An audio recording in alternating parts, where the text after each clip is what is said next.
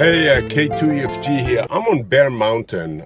You can see the famous Bear Mountain lookout tower, which is also a repeater, 2-meter repeater.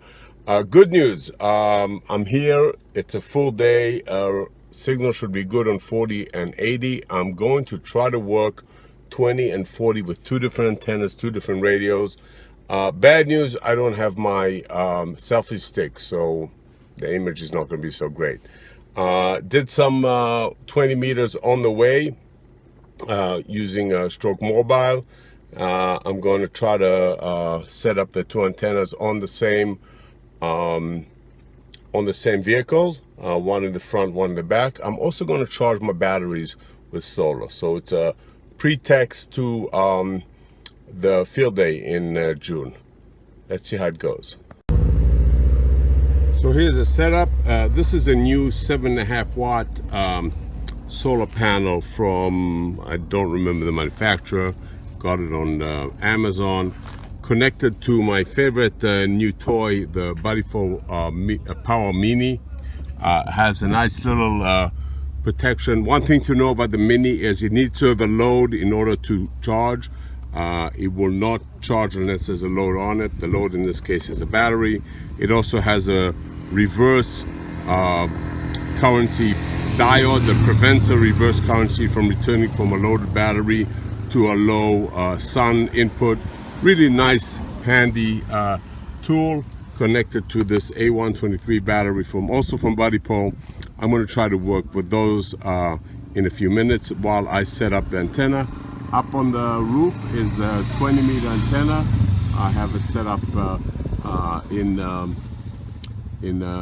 manual mode. I have two other antennas I'm going to try to set up. I'll set up a MFJ 40-meter antenna, and there's also an MFJ tunable antenna, new little manual tuning trick. We'll see what we can do with it. Condition should be good for 20 and 40 meters. We'll try to do that. Okay, let's see how it goes. By the way, standard operating procedures, I always ground the car. This is a different kind of ground than the chain I used to use in other videos, but you can definitely see that it will be helpful. I connect it to somewhere in the car that is connected to the body of the car, not just to anywhere. Cars are made of plastic. It's really got to be connected to the body. One place that I often find is a good place to connect is right here in this where the door is latched on to the body of the car. So remember to ground your car.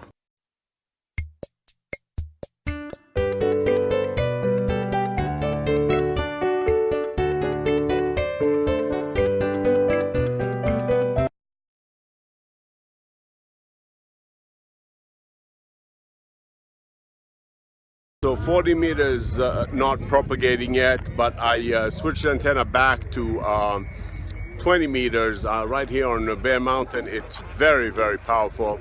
I got really the benefit of being the highest point in everywhere. And you can see the valleys behind me. These are the Orange County Valley in upstate New York. And I am just had a contact with Delta, with Stuttgart in South Germany, and we're going to continue to try to see 20 meters. Time now is 6 o'clock. I'm going to try to get some propagation probably around 6:30 maybe. By then also my battery will be charged. Let's take a look at them. So this is actually the battery that was charged while I was demonstrating it. This current battery is being charged now. It's done. The BuddyPole cuts off when the battery is done and puts a little signal here. This is a nice 7.5 watt charger. It's a really nice setup. You can charge very quickly. By the way, this is a charger for cell phone, which I sometimes use if I use QRZ.com to log in my calls. So one of the things I've been doing is rotating the batteries between the battery that's being used and the battery that is being charged.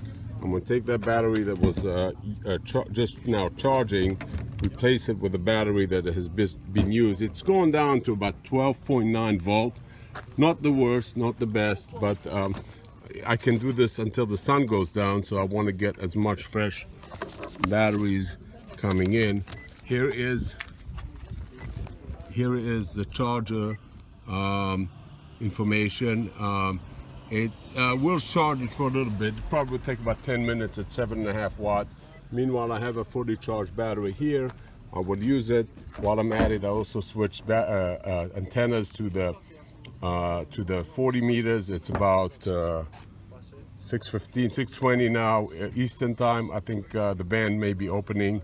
So let's take a look and see how we're doing.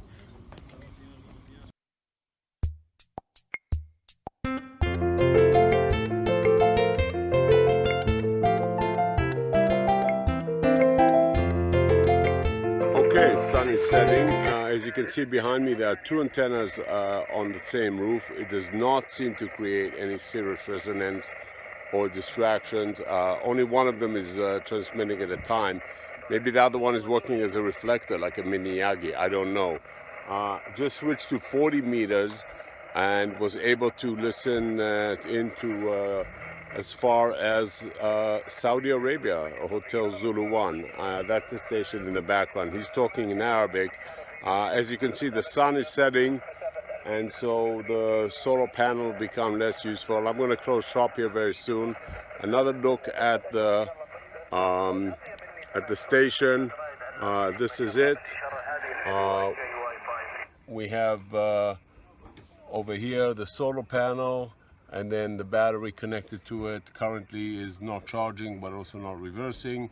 And here is, of course, the FT857 set up on 40 meters, and it looks pretty good. I think I'm ready for field day. This is K2EFG 73.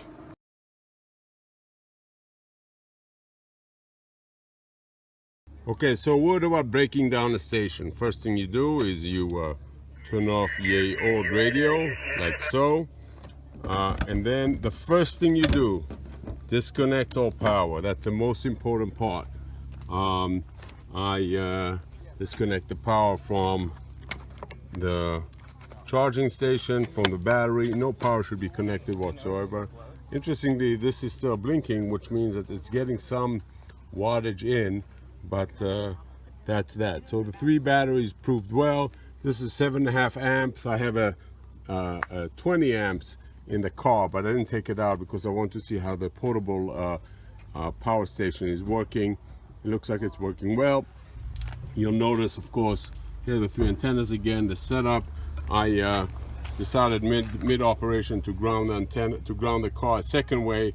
So this is how I grounded. I grounded here, and now it's time to break it all down and get ready for field day. This is K2EFG. K2EFG saying 73 for realsies now. Have a good evening. This is K2EFG saying 73 for realsies now, and I'll see you all down the log and also on field days.